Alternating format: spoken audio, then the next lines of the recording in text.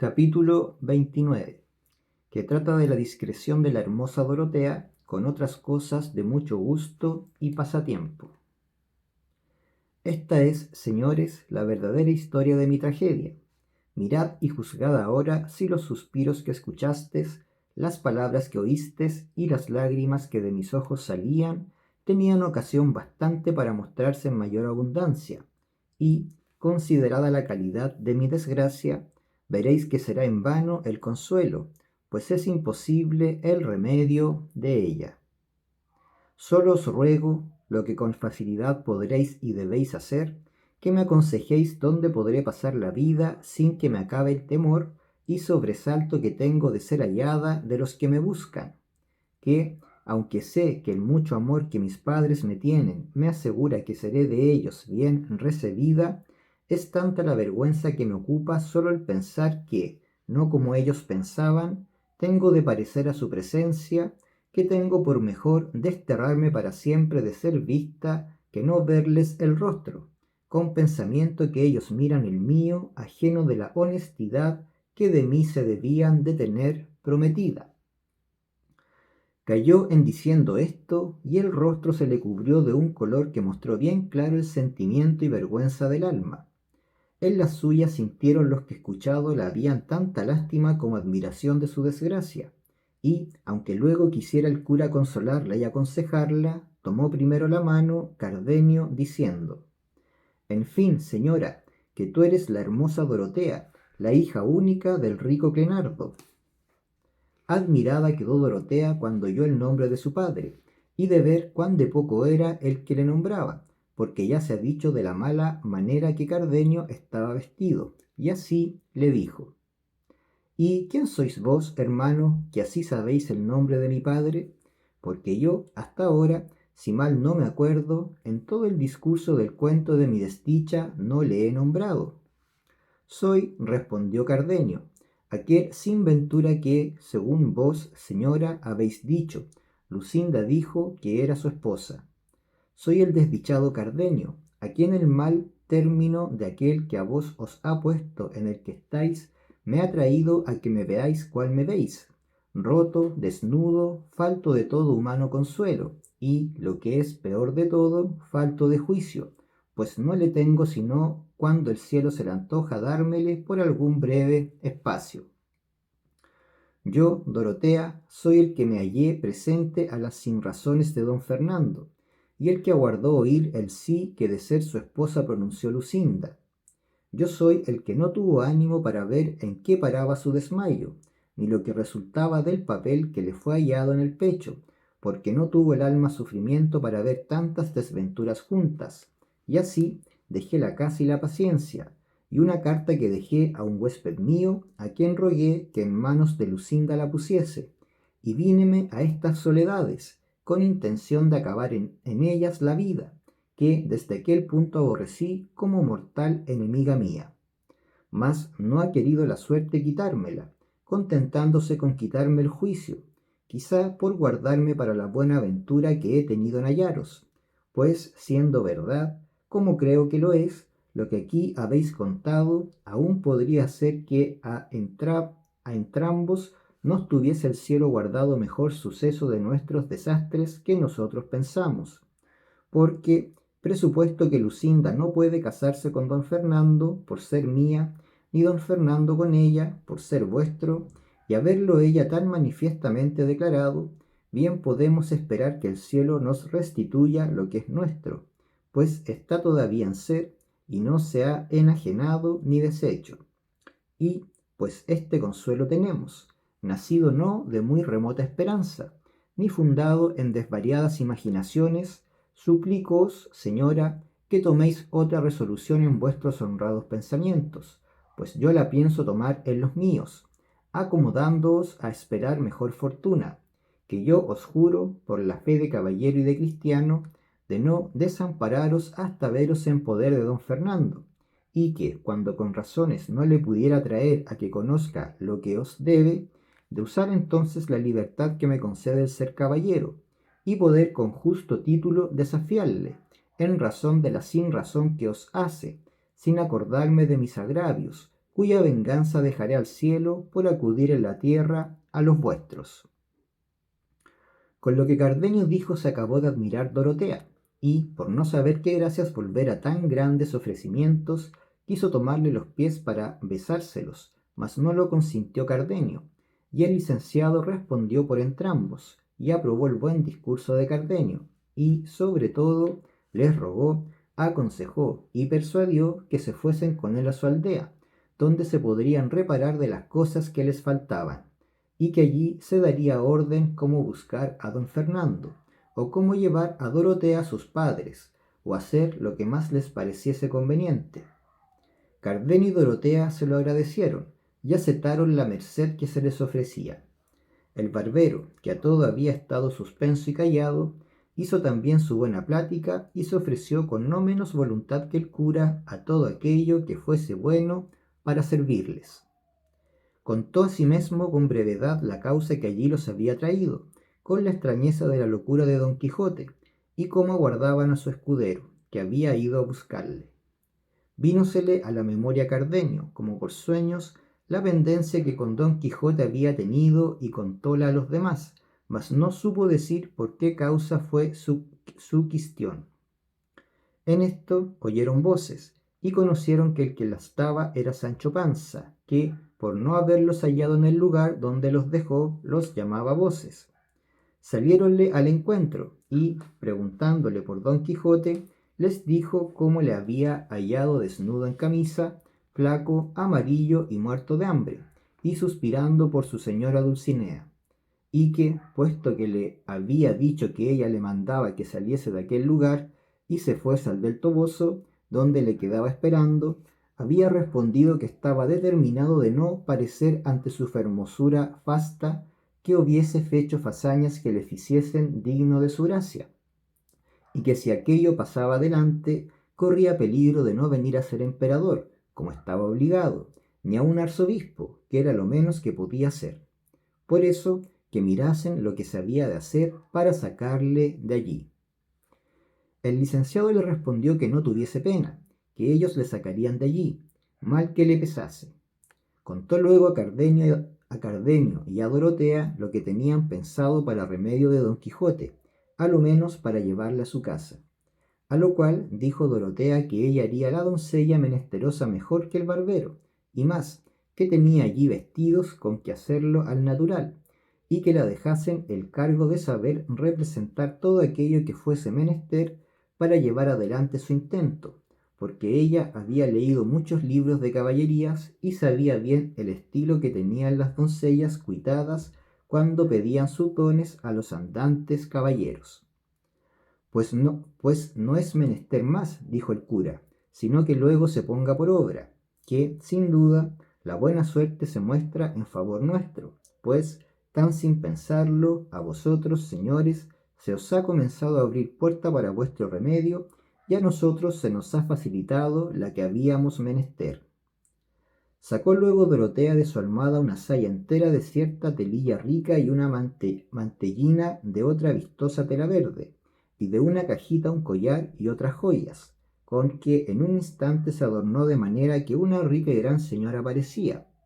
Todo aquello y más dijo que había sacado de su casa para lo que se ofreciese, y que hasta entonces no se le había ofrecido ocasión de haberlo menester.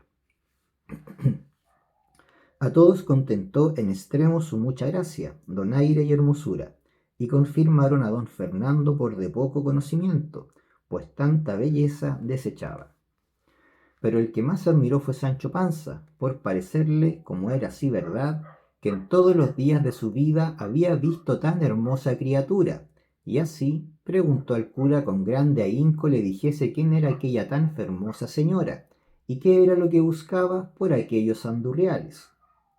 Esta hermosa señora, respondió el cura, Sancho hermano, es, como quien no dice nada, es la heredera por línea recta de varón del gran reino de Micomicón, la cual viene en busca de vuestro amo a pedirle un don, el cual es que le desfaga un tuerto o agravio que un mal gigante le tiene fecho, y, a la fama que de buen caballero vuestro amo tiene por todo lo descubierto, de Guinea ha venido a buscarle esta princesa.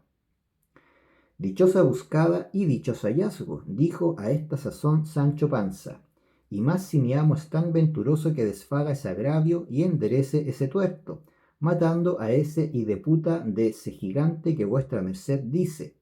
que sí, que sí matará si él le encuentra, si ya no fuese fantasma, que contra las fantasmas no tiene mi señor poder alguno. Pero una cosa quiero suplicar a vuestra merced, entre otras, señor licenciado, y es que porque a mi amo no le tome gana de ser arzobispo, que es lo que yo temo, que vuestra merced le aconseje que se case luego con esta princesa, y así quedará imposibilitado de recibir órdenes arzobispales y vendrá con facilidad a su imperio y yo al fin de mis deseos, que yo he mirado bien en ello y hallo por mi cuenta que no me está bien que mi amo sea arzobispo, porque yo soy inútil para la iglesia, pues soy casado, y andarme ahora a traer dispensaciones para poder tener renta por la iglesia, teniendo, como tengo, mujer y hijos, sería nunca acabar. Así que, señor, todo el toque está en que mi amo se case luego con esta señora, que hasta ahora no sé su gracia, y así no la llamo por su nombre. Llámase, respondió el cura, la princesa Micomicona, porque llamándose su reino Micomicón, claro está que ella se ha de llamar así.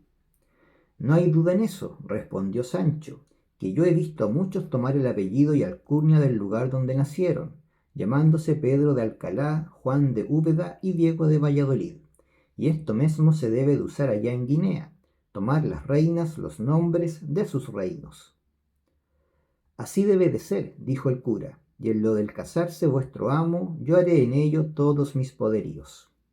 Con lo que quedó tan contento Sancho cuanto el cura admirado de su simplicidad, y de ver cuán encajados tenía en la fantasía los mismos disparates que su amo, pues sin alguna duda se daba a entender que había de venir a ser emperador. Ya en esto se había puesto Dorotea sobre la mula del cura, y el barbero se había acomodado al rostro la barba de la cola de buey, y dijeron a Sancho que los guiase a donde Don Quijote estaba, el cual advirtieron que no dijese que conocía al licenciado ni al barbero, porque en no conocerlos consistía todo el toque de venir a ser emperador su amo, puesto que ni el cura ni Cardenio quisieron ir con ellos, porque no se le acordase a Don Quijote la pendencia que con Cardenio había tenido, y el cura porque no era menester por entonces su presencia. Y así los dejaron ir delante, y ellos los fueron siguiendo a pie, poco a poco. No dejó de avisar el cura lo que había de hacer Dorotea, a lo que ella dijo que descuidasen, que todo se haría sin faltar punto, como lo pedían, y pintaban los libros de caballerías.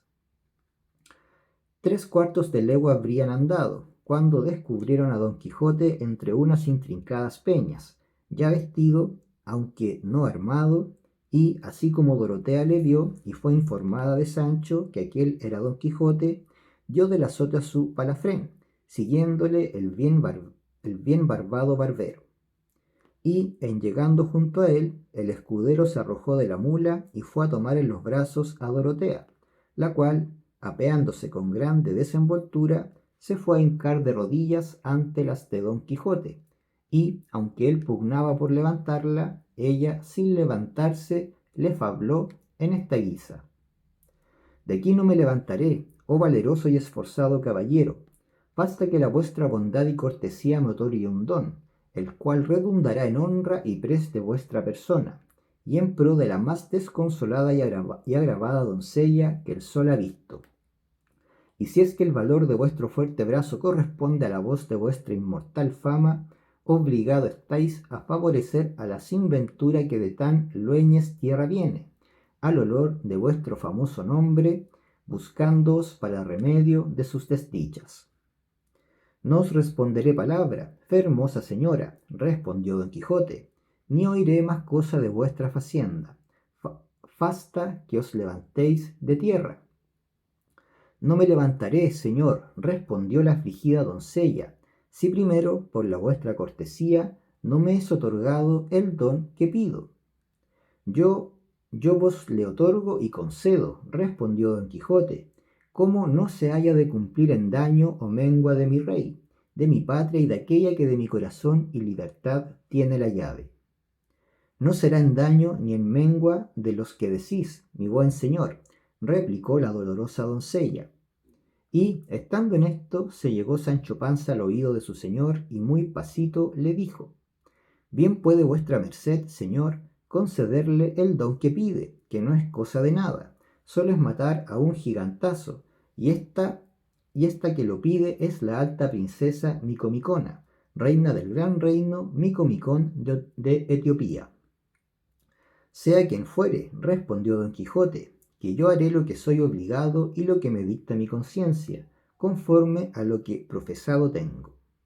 Y, volviéndose a la doncella, dijo: La vuestra gran fermosura se levante, que yo le otorgo el don que pedirme quisiere. Pues el que pido es, dijo la doncella, que la vuestra magnánima persona se venga luego conmigo donde yo le llevaré, y me prometa que no se ha de entremeter en otra aventura ni demanda alguna hasta darme venganza de un traidor que, contra todo derecho divino y humano, me tiene usurpado mi reino.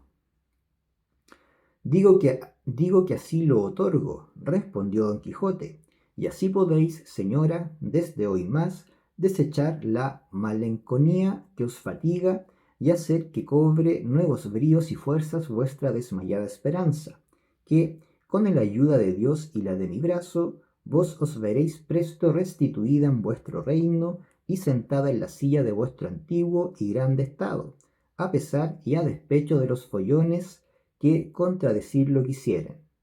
Y manos a labor, que en la tardanza dicen que suele estar el peligro. La menesterosa doncella pugnó, con mucha porfía, por besarle las manos, mas don Quijote, que en todo era comedido y cortés caballero, jamás lo consintió. Antes la hizo levantar y la abrazó con mucha cortesía y comedimiento, y mandó a Sancho que requiriese las cinchas a Rocinante y le armase luego al punto. Sancho descolgó las armas, que, como trofeo, de un árbol estaban pendientes, y, requiriendo las cinchas, en un punto armó a su señor, el cual, viéndose armado, dijo: Vamos de aquí, en el nombre de Dios, a favorecer esta gran señora. Estábase el barbero aún de rodillas, teniendo gran cuenta de disimular la risa y de que no se le cayese la barba, con cuya caída quizá quedaran todos sin conseguir su buena intención.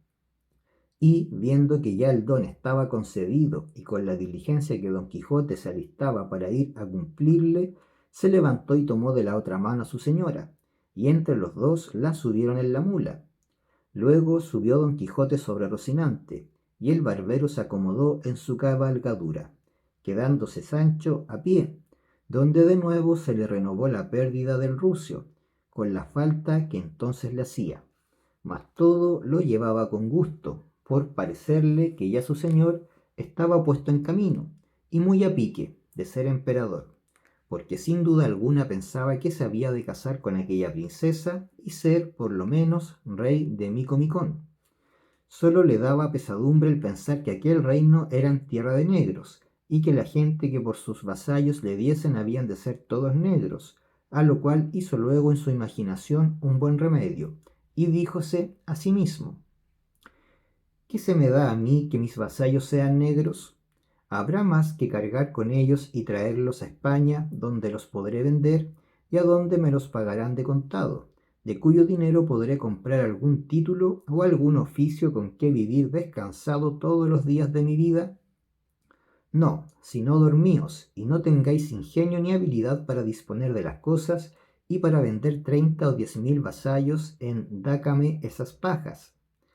Par Dios que los he de volar, chico con grande, o como pudiere, y que, por negros que sean, los he de volver blancos o amarillos. Llegaos, que me mamo el dedo. Con esto andaba tan solícito y tan contento que se le olvidaba la pesadumbre de caminar a pie. Todo esto miraban de entre unas breñas Cardenio y el cura, y no sabían qué hacerse para juntarse con ellos. Pero el cura, que era gran tracista, imaginó luego lo que harían para conseguir lo que deseaban, y fue que con unas tijeras que traía en un estuche quitó con mucha presteza la barba a Cardenio, y vistióle un capotillo pardo que él traía, y dióle un herreruelo negro, y él se quedó en calzas y en jubón, y quedó tan otro de lo que antes parecía Cardenio, que él mesmo no se conociera, aunque a un espejo se mirara. Hecho esto, puesto ya que los otros habían pasado adelante en tanto que ellos se disfrazaron, con facilidad salieron al camino real antes que ellos, porque las malezas y malos pasos de aquellos lugares no concedían que anduviesen tanto los de a caballo como los de a pie. En efecto, ellos se pusieron en el llano, a la salida de la sierra, y así como salió de ella Don Quijote y sus camaradas, el cura se le puso a mirar muy de espacio, dando señales de que le iba reconociendo, y al cabo de haberle una buena pieza estado mirando, se fue a él abiertos los brazos y diciendo a voces: para bien sea hallado el espejo de la caballería, el mi buen compatriote Don Quijote de la Mancha, la flor y la nata de la gentileza, el amparo y remedio de los menesterosos, la quintesencia de los caballeros andantes. Y diciendo esto, tenía abrazado por la rodilla de la pierna izquierda a Don Quijote, el cual, espantado de lo que veía y oía decir y hacer aquel hombre, se le puso a mirar con atención, y al fin le conoció y quedó como espantado de verle, y hizo grande fuerza por apearse.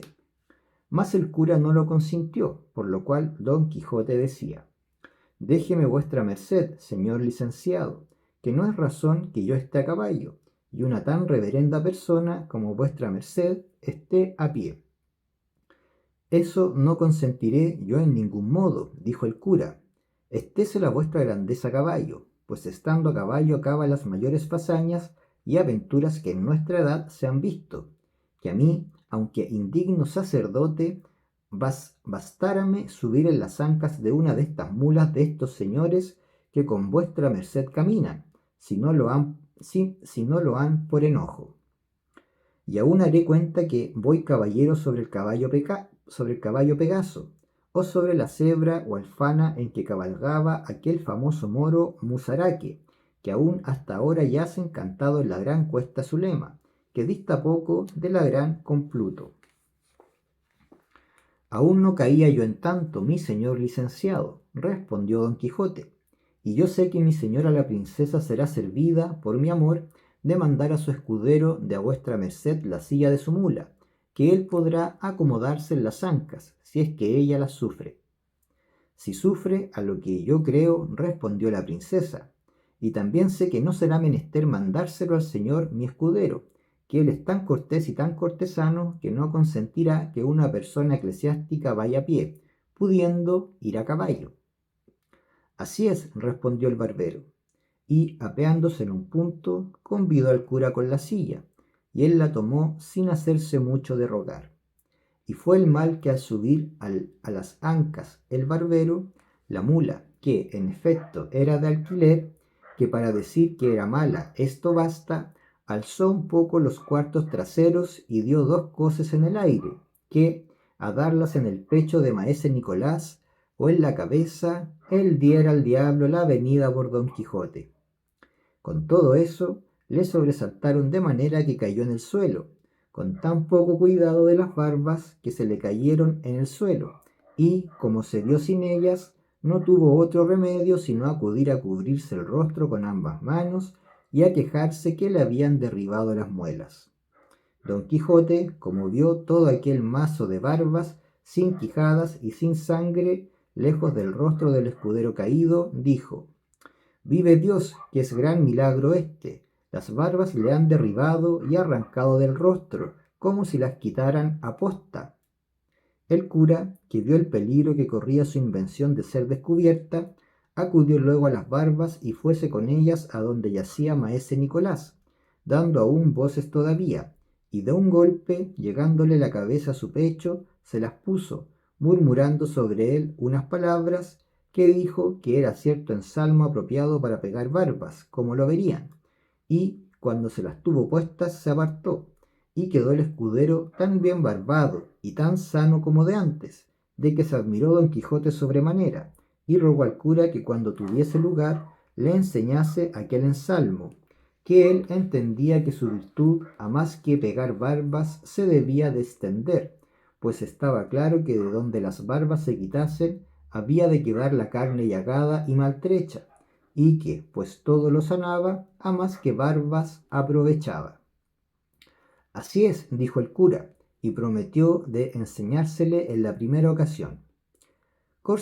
Concertáronse que para entonces subiese el cura, y a trechos se fuesen los tres mudando, hasta que llegasen a la venta, que estaría hasta 2 leguas de allí. Puestos los tres a caballo, es a saber, Don Quijote, la princesa y el cura, y los tres a pie, Cardenio, el barbero y Sancho Panza, Don Quijote dijo a la doncella: Vuestra grandeza, señora mía, guíe por donde más gusto le diere.